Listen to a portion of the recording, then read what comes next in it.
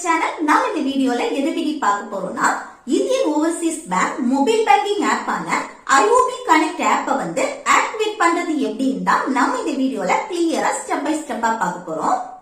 Okay friends, நம்ம channel first time பாக்குறீங்கன்னா subscribe பண்ணி கூடவே இருக்க பெல் ஐகானை கிளிக் செய்து ஆல் ஆப்ஷனை எனேபிள் பண்ணுங்க.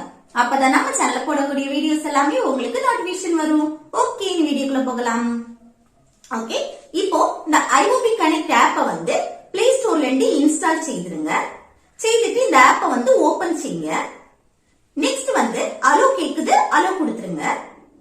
அடுத்து கெட் ஸ்டார்டட் வந்து கிளிக் செய்யுங்க. திரும்பவும் அலோ கேக்குது, அலோ கொடுங்க. நெக்ஸ்ட் வந்து இதுல மென்ஷன் பண்ணிருக்காங்க பாருங்க, உங்க மொபைல் நெட்வொர்க் வந்து ஆன் பண்ணி வச்சிருக்கணும். அடுத்து நீங்க பேங்க்ல கொடுத்த சிம்ம வந்து இந்த மொபைல்ல கண்டிப்பா போட்டிருக்கணும். அடுத்து கூடவே என்னன்னா மெசேஜ் சென்ட் பண்றதுக்கு மினிமம் பேலன்ஸ் வந்து உங்க மொபைல்ல இருக்கணும். சரியா? அடுத்து இந்த ப்ரொசீட வந்து கிளிக் செய்யுங்க. நெக்ஸ்ட் உங்க மொபைல்ல வந்து 2 சிம் போட்டிருந்தீங்கன்னா அதுல வந்து நீங்க பேங்க்ல கொடுத்த சிம்ம வந்து செலக்ட் செய்துட்டு இந்த சென்ட் SMS கிளிக் செய்யுங்க. நெக்ஸ்ட் OTP வரும், அது தானாவே மொபைல் அக்செப்ட் பண்ணிரும். அடுத்து இந்த ப்ரொசீட் அண்ட் வெரிஃபை வந்து கிளிக் செய்திருங்க. நெக்ஸ்ட் கஸ்டமர் ஐடி இல்லனா அக்கவுண்ட் நம்பரை வந்து என்டர் பண்ணணும். நான் வந்து கஸ்டமர் ஐடியை என்டர் பண்ண போறேன். அதனால கஸ்டமர் ஐடியை செலக்ட் செய்துட்டு இந்த பாக்ஸ்ல வந்து பாஸ்புக்ல இருக்க கஸ்டமர் ஐடியா அப்படியே பார்த்து இதுல என்டர் செய்யுங்க. நெக்ஸ்ட் ப்ரொசீட வந்து கிளிக் செய்யுங்க. நெக்ஸ்ட் இந்த பாக்ஸுக்குள்ள இருக்க எனேபிள் ஃபண்ட் டிரான்ஸ்ஃபரை வந்து ஆன் பண்ணி வைங்க. நெக்ஸ்ட் ப்ரொசீட வந்து கிளிக் செய்திருங்க. அடுத்து என்டர் பாஸ்கோட் இந்த பாக்ஸ்ல வந்து 6 டிஜிட்ல பாஸ்கோட செட் செய்யுங்க. இந்த பாஸ்கோட் தான் IOB கனெக்ட் ஆப்பை வந்து லாகின் பண்றதுக்கு யூஸ் பண்ணுவீங்க. சரியா? அப்புறம் என்னன்னா இதுல பாருங்க, இந்த லாகின் பாஸ்கோட் வந்து கீழே கொடுத்திருக்க இந்த நம்பர்ஸ் படி இருக்க கூடாது அப்படின்னு சொல்லிருக்காங்க. சரியா? அப்புறம் இந்த ரீஎன்டர் பாஸ்கோட் இதுல வந்து இதே பாஸ்கோட ஒருக்க கூட என்டர் செய்துட்டு அடுத்து இந்த சேவ் அண்ட் ப்ரொசீட வந்து கிளிக் செய்திருங்க.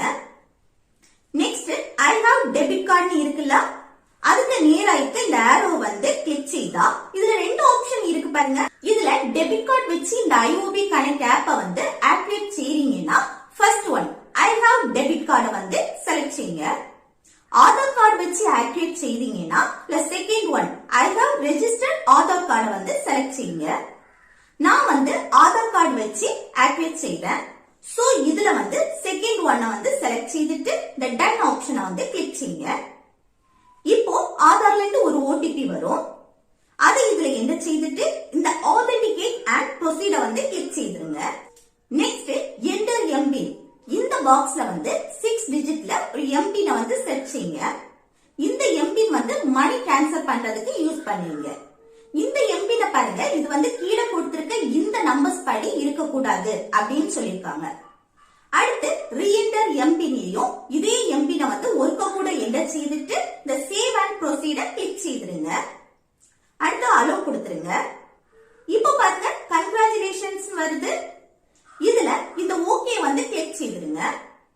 நெக்ஸ்ட் IOB கனெக்ட் ஆப்போட ஹோம் பேஜ்ல வந்து லாகின் பாஸ்கோட வந்து என்டர் செய்யுங்க.